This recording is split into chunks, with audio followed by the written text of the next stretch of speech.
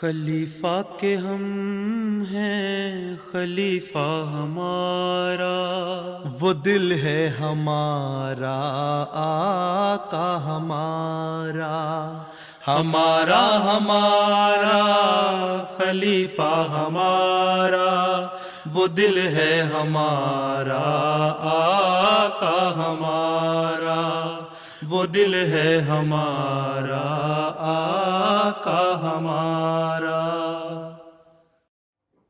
Assalamu alaikum and welcome to This Week with Huzur.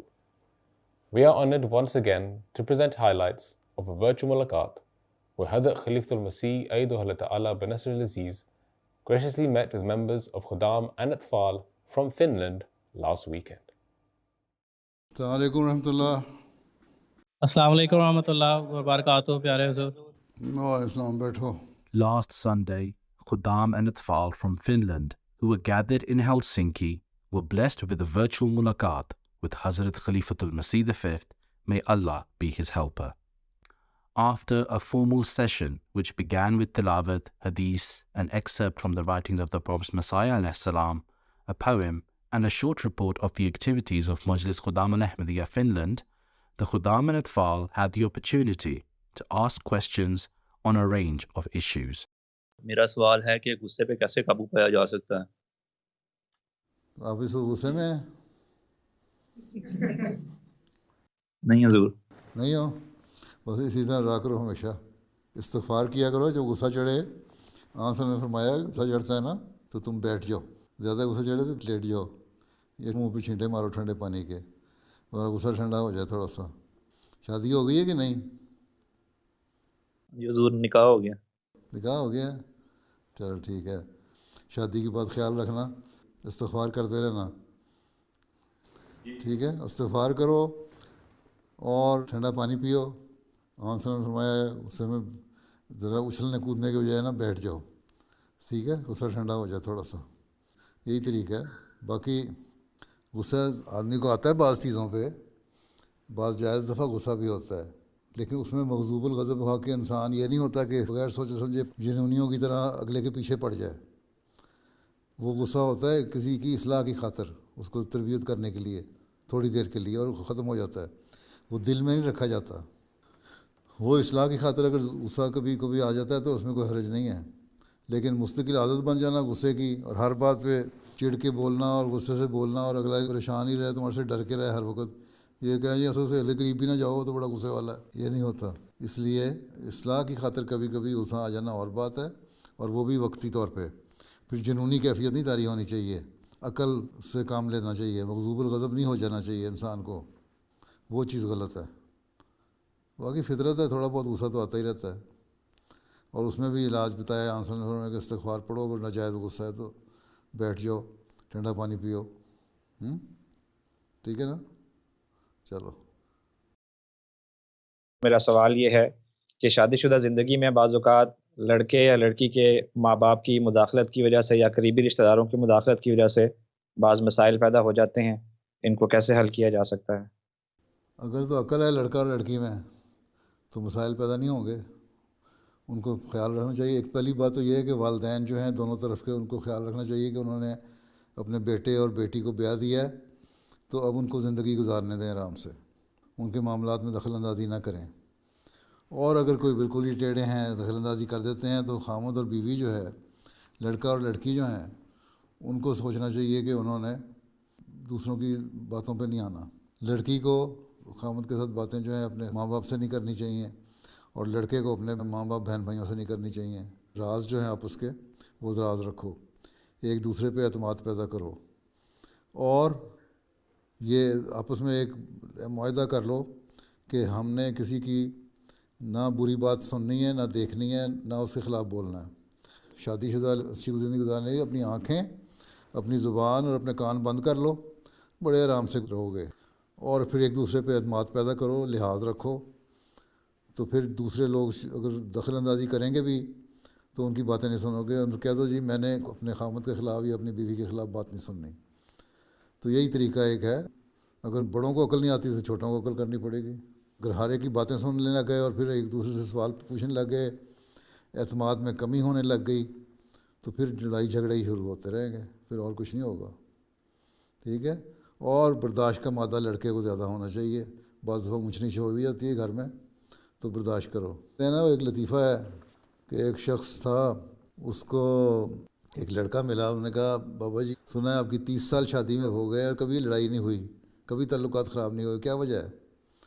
کہتا ہے شادی کے دن میں نے اپنی بیوی کو کہا تھا کہ اگر مجھے غصہ کبھی چڑھے نا تو تم مجھے آگے میرے جواب دینے کے تم کچن میں چلی جانا، اور جب تمہیں غصہ چڑھے گا تو میں بھی تمہیں جواب نہیں دوں گا، میں اوپر اپنے گھر کے ٹیرس پہ چلا جایا کروں گا، ٹھیک ہے؟ تو کہتا ہے گزشتہ 30 سال سے میں ٹیرس پہ بیٹھا ہوا ہوں۔ مرد کو ہی حوصلہ دکھانا پڑتا ہے۔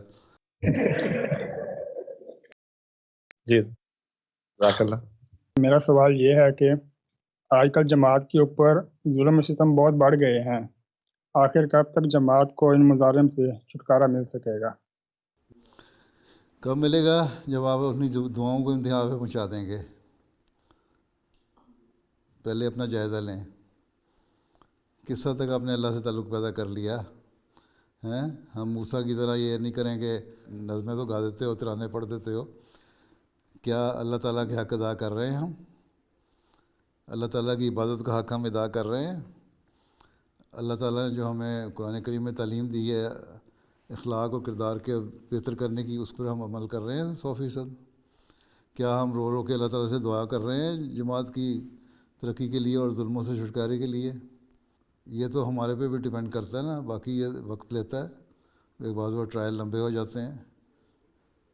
میں نے بتایا تھا ایک دفعہ میں نے دعا کی کب چھٹکارا ملے گا، تو مجھے تو یہی بتایا اللہ میاں نے کہ اگر ساری جماعت 3 دن یونس کی قوم کی طرح آوازاری کرنے لگ جائے، ہر ایک بچہ بڑا بوڑھا جوان اللہ تعالیٰ کے آگے چلائے گا تو 3 دن میں مسئلہ حل ہو سکتا ہے۔ اس کا مطلب ہمارا قصور ہے، 1-2 کی دعاؤں سے کام بھی نہیں ہونا۔ ہاں آہستہ آہستہ دعاؤں سے ہوگا، مسائل حل ہوتے ہیں۔ حضرت صلی اللہ علیہ وسلم کی دعائیں تھیں نا، اس کے باوجود مکے میں 13 سال سختیاں برداشت کرنی پڑیں، مدینے میں بھی فتنے اٹھتے رہے، اس کے بعد بھی فتنے اٹھتے رہے، اور آخر مسلمانوں کے ایمان اور دعاؤں کی وجہ سے پھر آہستہ آہستہ حالات ٹھیک ہو گئے۔ تو یہ تو ہم پہ ڈیپینڈ کرتا ہے کہ ہم کس حد تک اللہ تعالیٰ سے تعلق پیدا کرنے والے ہیں، کس حد تک دعائیں کرنے والے ہیں۔ باقی انشاءاللہ اگر یہ اللہ تعالیٰ کی تقدیر ہے کہ وقت معین ہے کہ اس وقت تک ہونا ہے تو اس وقت تک ہوگا، اور یہ انشاءاللہ ہے کہ ہوگا۔ لیٹ تو ہو سکتا ہے، موسیٰ کی قوم نے بھی انکار کر دیا تھا تو 40 سال تک اللہ تعالیٰ نے ان کو دھکے کھلائے نا۔ پھر ہم نے انکار تو نہیں کیا، ہمیں تو بہت نیک بھی لوگ ہیں، بہت دعائیں کرنے والے ہیں، بہت بزرگ قسم کے لوگ ہیں، ہر جماعت میں ہیں، ہر طرح کی قربانیاں کرنے والے ہیں۔ اب پچھلے دنوں میں دیکھو افریقہ میں لوگوں نے ایک مثال قائم کر دی قربانی کی، وہ قربانی ایسی ہے جو حقیقت میں سید عبداللطیف شہید کی قربانی کے نقش قدم پہ چلتے ہوئے ہے، کہ سامنے دیکھتے ہوئے انکار کیا جھوٹ کا اور حق پہ قائم رہے اور اپنی جان دے دی۔ اسی طرح 74 میں گجرانوالے میں بھی بعض واقعات ایسے ہوئے تھے جہاں لوگوں نے اس طرح قربانی دی تھی، اس کے بدلے میں اللہ تعالیٰ نے جماعت کو ترقی دی۔ پھر جب بھی ہمارے خلاف سختیاں ہوئی ہیں، جماعت ایک جگہ سے اگر دبائی جاتی ہے دوسری جگہ ترقیات مل رہی ہوتی ہیں، ٹھیک ہے؟ یا تو کہو نا جماعت پھیل نہیں رہی، آپ لوگ یہاں آ گئے ہیں، یہاں پاکستان سے بہتر حالت میں ہے نا، یہاں اگر آپ لوگ دین کے اوپر قائم رہیں اور آپ کی نسلیں دین پہ قائم رہیں تو مزید پھلیں پھولیں بڑھیں گے، اور ایک وقت آئے گا جب آپ پاکستان میں بھی آزادی سے جا سکیں گے، اور وہاں کے جو نام نہاد ملا اور اسلام کے علم بردار نام کے، وہ آپ لوگوں کے سامنے سرنگو ہوں گے انشاءاللہ، وہ وقت بھی آئے گا۔ تو یہ اللہ تعالیٰ بہتر جانتا ہے کتنا عرصہ لینا ہے، لیکن ہمیں فرض ادا کرنا چاہیے جو ہمارا فرض بنتا ہے، باقی اللہ تعالیٰ انشاءاللہ تعالیٰ حالات بدلے گا۔ خاک سار کا نام ارسلان اعجاز ہے اور خاک سار اکاؤنٹنگ اور بک کیپنگ کا کام کرتا ہے۔ میرے کچھ کلائنٹس کھانے کا کاروبار کرتے ہیں جس میں شراب وغیرہ بھی سیل ہوتی ہے، اور بعض دفعہ ٹیکس بچانے کے لیے غلط بیانی سے بھی کام لیتے ہیں۔ کیا مجھے ایسے کلائنٹس کا کام کرنا چاہیے؟ جزاک اللہ۔ اول تو یہ ہے کہ ٹیکس بچانے کے لیے آپ کو کہتے ہیں کہ تم یہ انکم نہ ڈالو ہماری اور یہ نہ ڈالو، اور غلط انفارمیشن دیتے ہیں، تو ان کا کام نہیں کرنا چاہیے، آپ کا کام صاف ستھرا ہونا چاہیے۔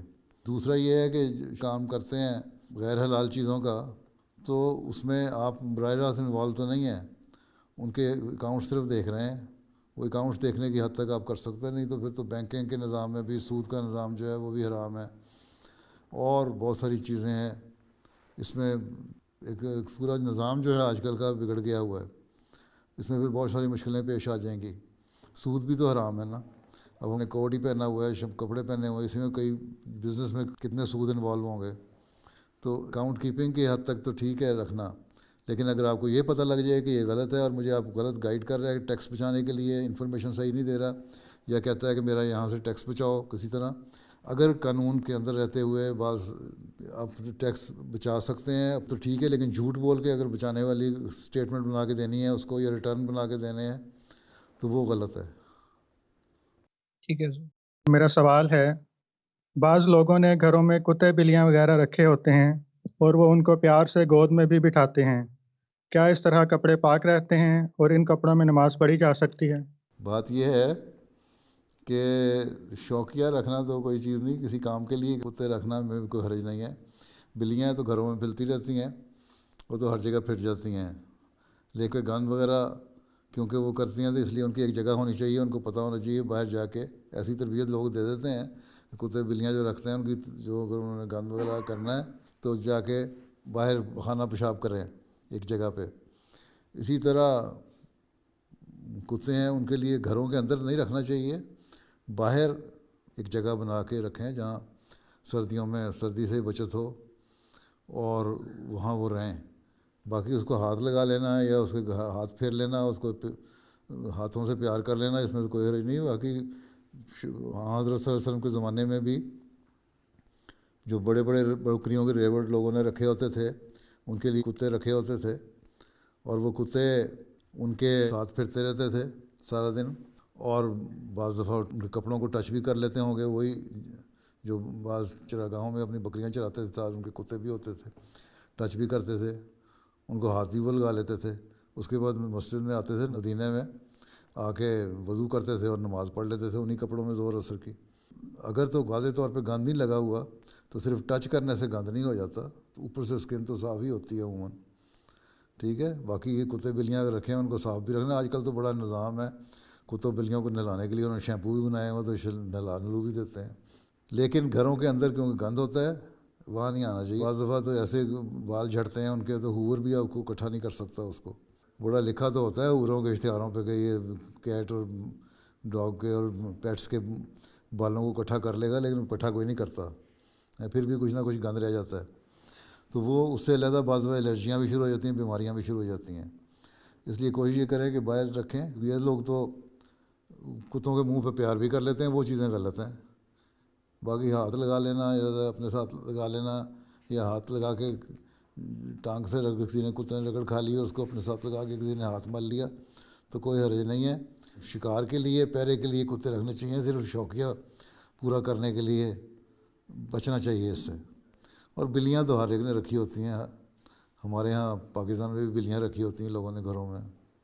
میرا سوال ہے کہ ایک وقف نو کی حیثیت سے مجھے اسکول کی تعلیم کے ساتھ ساتھ اور کون سا ہنر سیکھنا چاہیے جو جماعت اور معاشرے کے کام آ سکے؟ جو بھی انسان بنے اس کو اللہ تعالیٰ سے ایک تعلق پیدا ہونا چاہیے، اس کی نمازوں کی اپنی حفاظت کرنی چاہیے، ٹھیک ہے، تاکہ اللہ کا حق ادا کر سکے۔ اس کے بعد اچھے اخلاق ہونے چاہیے چاہے بندوں کے حق ادا کر سکے، ٹھیک ہے۔ اور یہی چیزیں ہیں جو تبلیغ میں بھی کام آتی ہیں، ٹھیک ہے۔ آپ عبادت کرنے والے ہوں گے تو اللہ تعالیٰ آپ کی مدد بھی کرے گا، لوگ بھی پہچانیں گے کہ شریف بندہ ہے۔ اچھے اخلاق ہوں گے آپ کے، اچھے اخلاق سے لوگ متاثر ہوں گے تو جو پیدا ہوگی کہ شریف آدمی ہے۔ اور یہ چیزیں ایسی ہیں جو پھر انسان کے لیے تبلیغ کے راستے کھولتے ہیں۔ باقی ہنر جو ہے ہر ایک کو اپنا اپنا شوق ہوتا ہے، کوئی نہ کوئی ہنر جو بھی ہو جو انسانیت کی بہتری کے لیے مناسب چیز ہے، خدمت کرنی آتی ہو، سخت جانی کی عادت ہو، ہارڈ ورکنگ کی عادت ہو، تو کوئی بھی کام انسان کر لیتا ہے۔ وہ ہیومینٹی فرسٹ کے ذریعے سے والنٹیئر جاتے ہیں، کوئی ٹیچر ہے اور دوسرے پیشوں کے لوگ ہیں وہ جا کے وہاں والنٹیئر کرتے ہیں، سامان اٹھاتے ہیں۔ اب ہنر تو انہوں نے کوئی نہیں سیکھا ہوتا، لیکن خدمت انسانیت ہی کر رہے ہوتے ہیں، اس کا فائدہ ہوتا ہے۔ اسی طرح اگر کوئی اور ہنر آتا ہو کسی کو اور وہاں کے لیے میسن ہے، کوئی کارپینٹر ہے، کوئی پلمبر ہے، اگر ان کو کوئی ہنر آتا ہے تو وہاں جو ری سیٹلمنٹ کے لیے، ریہیبلیٹیٹ کرنے کے لیے جو ضرورت ہوتی ہیں چیزیں، وہ کام ان کے کر دیتے ہیں۔ تو یہ تو ہر ایک نوعیت پہ منحصر ہے کس جگہ کیا چیز کی ضرورت ہے، ٹھیک ہے۔ انسان کو ہر ایک کام کرنے کے لیے تیار رہنا چاہیے، جو بھی اس کو کام ملے، چھوٹی موٹی سدھ بدھ ہو اور کر لے، چاہے مزدوری کرنی پڑے خدمت کرنے کے لیے۔ باقی اپنا جو پیشہ ہے اس میں مہارت حاصل کرنی چاہیے، ٹھیک ہے۔ جزاک اللہ۔ حضرت مسیح موعود علیہ الصلوۃ والسلام نے نفس کی درمیانی حالت کے بارے میں ایک جگہ فرمایا ہے کہ اور لوامہ والے ایک گھڑی میں ولی اور ایک گھڑی میں شیطان ہو جاتے ہیں، ان کا ایک رنگ نہیں رہتا، کیونکہ ان کی لڑائی نفس کے ساتھ شروع ہوتی ہے، جس میں کبھی وہ غالب اور کبھی مغلوب ہوتے ہیں۔ تاہم یہ لوگ محل مداح میں ہوتے ہیں، کیونکہ ان سے نیکیاں بھی سرزد ہوتی ہیں اور خوف خدا بھی ان کے دل میں ہوتا ہے۔ حضور، سوال یہ ہے کہ اس حالت سے نفس مطمئنہ تک کا سفر اختیار کرنے کے لیے کیا کیا جائے؟ یہاں بیٹھے نہ رہو، جو لڑائی ہو رہی ہے تو کوشش یہ کرو کہ شیطان سے لڑائی زیادہ ہو اور نیکی کی طرف عمل زیادہ ہو۔ اللہ تعالیٰ سے مدد مانگو۔ نفس لوامہ سے مطمئنہ میں جانے کے لیے جو لڑائی ہے اس میں کوشش یہ ہو کہ لڑائیوں میں زیادہ تر غالب آنے کی کوشش کرو، اور شیطان کو ایک وقت آئے جو پیچھے دھتکار دو۔ جب آ جائے تو پھر اللہ تعالیٰ سے مدد بھی مانگو ساتھ۔ اللہ کی مدد کے بغیر تو نہیں ہو سکتا، انسان اپنی کوشش سے کچھ نہیں کر سکتا، اس کے لیے دعاؤں کی ضرورت ہے۔ اس لیے مستقل مزاجی سے اگر دعاؤں کی طرف لگے رہو گے تو شیطان کا حملہ کم ہوتا جائے گا، اور حملہ کم ہوتے ہوتے ایک وقت آئے گا جو بالکل ہی شیطان زیر ہو جائے گا، اور پھر اللہ تعالیٰ کی طرف قدم بڑھنے لگ جائیں گے۔ پھر انسان وہی کام کرے گا جو خدا اور اس کا رسول چاہتے ہیں۔ تو وہ ان میں پھر من النبیین و صدیقین و شہداء و صالحین کی حالت میں آ جائے گا، اور وہیں سے پھر مطمئنہ بھی شروع ہو جاتا ہے۔ یہ تو آپ کی لڑائی ہے۔ کتنی دفعہ کشتی کے مقابلے میں بیسٹ آف 5 یا بیسٹ آف 3 کہتے ہیں جو گیمیں ہوتی ہیں، اس میں کون سی گیمیں 2 میں آپ جیتے اور ایک میں شیطان جیت گیا، یا 2 میں شیطان جیت گیا، ایک میں آپ جیت گیا، یہ تو پھر برابر برابر کا معاملہ ہو جائے گا نا۔ کوشش یہ کرو جیتتے رہو 2-1 سے، اور پھر ایسا ایسا اگلے اسٹیپ پہ چلے جاؤ گے۔ یہ دنیا کی جو کیٹیگریز بنی ہوئی ہیں ان کو دیکھو، اسی حساب سے یہاں بھی کیٹیگریز بنی ہوئی ہیں، جی حضور، ٹھیک ہے نا۔ جب کسی شخص کو جماعتی عہدے کے لیے چنا جاتا ہے اور اس کو معلوم ہو کہ وہ کسی مجبوری کی وجہ سے اپنی ذمہ داری کو صحیح طرح ادا نہیں کر سکتا، اور جس کی وجہ سے جماعتی کاموں میں حرج پیدا ہوتا ہے، اور اس کے برعکس وہ انکار کرنے سے بھی ڈرتا ہے، تو اس صورت میں اس کو کیا کرنا چاہیے؟ اگر تو بہت مجبوری ہے تو پھر معذرت کرنے میں کوئی حرج نہیں ہے، ٹھیک ہے۔ اور اگر کوئی مجبوری نہیں ہے، صرف نفس کا دھوکہ ہی ہے، تو پھر اللہ تعالیٰ سے دعا کر لیجیے اللہ تعالیٰ مجھے توفیق دے کہ میں کام سر انجام دے سکوں۔ اگر صرف یہی خوف و خطرہ ہے کہ میں بیوی بچوں کا حق ادا نہیں کر سک رہا، تو پھر بھی نفس کے دھوکے ہوتے ہیں، کیونکہ بیوی بچوں کا حق ادا کرتے ہیں لوگ، اور جماعت کی خدمت کا بھی حق ادا کرتے ہیں۔ تو بیوی کو یہ ریئلائز کرا دو کہ ہاں جی دین کی خدمت میں بھی ایک ثواب ہے، تو پھر وہ سمجھ جائے گی اور تعاون کرے گی۔ تو بیویوں کو بھی تعاون کرنا چاہیے، بچوں کو اور ان کا حق دینا چاہیے۔ باقی یہ ہے کہ سستی کی وجہ سے اگر حق ادا نہیں کر رہے تو سستی کو دور کریں، اور اللہ تعالیٰ سے دعا کریں اللہ تعالیٰ آپ کی سستی کو دور کرے۔ جو بھی مسائل ہیں ان کو حل کرنے کے لیے اللہ تعالیٰ سے دعا کریں کہ اللہ تعالیٰ ان مسائل کو حل کر دے اور آپ کو خدمت کی توفیق دے۔ اور اگر ان سب چیزوں کے باوجود بعض طباعیں ایسی ہوتی ہیں جو پھر بھی پریشان حال ہی رہتی ہیں، وہ یہ ہو جائے گا تو کیا ہو جائے گا، تو پھر ٹھیک ہے معذرت کر دیں، اور کیا ہو سکتا ہے۔ وہ توکل کرو گے اللہ تعالیٰ پہ، خدمت کرنی ہے تو ہم نہیں کرنی ہے، اور کس نے کرنی ہے؟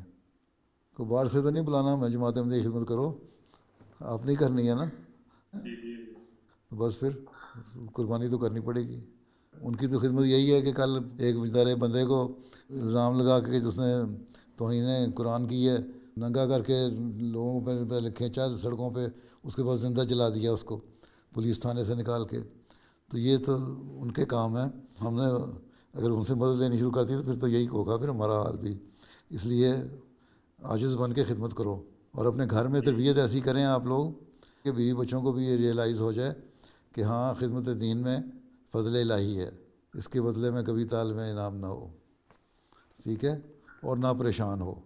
بہت ہی جذباتی کیفیت ہوتی ہے تو مجھے خط لکھ دیا کریں، پھر میں آپ کو بتا دوں گا کہوں گا اس حال میں کیا کرنا ہے، ٹھیک ہے؟ اچھا جی، السلام علیکم، اللہ حافظ۔ السلام علیکم ورحمۃ اللہ حضور۔ السلام علیکم۔ Those were highlights from a virtual mulaqat that took place last weekend. We now end with our final segment, the Friday Sermon Summary. In today's Friday sermon, Hazur, may Allah be his helper, spoke regarding Hazrat Muslim Maud Raziyallahu Ta'ala Anhu. Hazur, may Allah be his helper, mentioned Hazrat Muslim Maud Raziyallahu Ta'ala Anhu's great work in regards to the explanatory translation of the Holy Quran in the form of Tafsir Saghir. حضرت مسلم موعود رضی اللہ عنہ کو اپنی عمر کے آخری دور میں سب سے بڑی خواہش تھی کہ آپ کی زندگی میں آپ کے ذریعے پورے قرآن کریم کا ایک معیاری اور بامحاورہ اردو ترجمہ مختصر مگر جامع نوٹوں کے شائع ہو جائے۔ سفر یورپ 1955 سے واپسی کے بعد اگرچہ حضور کی طبیعت اکثر ناساز رہتی تھی، مگر اللہ تعالیٰ نے اپنے خلیفہ موعود کی روح القدس سے ایسی زبردست تائید فرمائی کہ آپ نے جون 1956 میں گرمیوں میں مری کے پہاڑوں پر گئے، وہاں ترجمہ قرآن املا کرانا شروع کیا، جو خدا کے فضل سے 25 اگست 1956 کی عصر تک مکمل ہو گیا۔ اس کے بعد پھر اس کی نظر ثانی ہوئی، پھر نظر ثالث ہوئی، کتابت ہوئی، پروف ریڈنگ وغیرہ ہوئی، اس کے کام ہوئے بہت سارے، اور تفسیر صغیر 15 نومبر 1957 میں تباہ ہو کر مکمل تیار ہو گئی۔ حضرت مسلم موعود تفسیر صغیر کے بارے میں ایک جگہ فرمایا کہ میری رائے یہ ہے کہ اس وقت تک قرآن کریم کے جتنے ترجمے ہو چکے ہیں ان میں سے کسی ترجمے میں بھی اردو محاورے اور عربی محاورے کا اتنا خیال نہیں رکھا گیا جتنا اس میں رکھا گیا ہے۔ عام طور پہ دیکھیں اور دوسرے نوٹس میں بھی اس کی نظر آ جاتا ہے، اپنے ترجمے میں محاورے کا خیال رکھا ہے کہ یہ محض اللہ تعالیٰ کا فضل ہے کہ اس نے اتنے تھوڑے عرصے میں ایسا عظیم الشان کام سر انجام دینے کی توفیق عطا فرما دی۔ فرماتے ہیں کہ اللہ تعالیٰ نے اس بوڑھے اور کمزور انسان سے وہ عظیم الشان کام کروا لیا جو بڑے بڑے طاقتور بھی نہ کر سکے۔ فرماتے ہیں گزشتہ 1300 سال میں بڑے بڑے قوی جوان گزرے ہیں، مگر جو کام اللہ تعالیٰ نے مجھے سر انجام دینے کی توفیق عطا فرمائی اس کی ان میں سے کسی کو بھی توفیق نہیں ملی۔ در حقیقت یہ کام خدا کا ہے اور وہ جس سے چاہتا ہے کروا لیتا ہے۔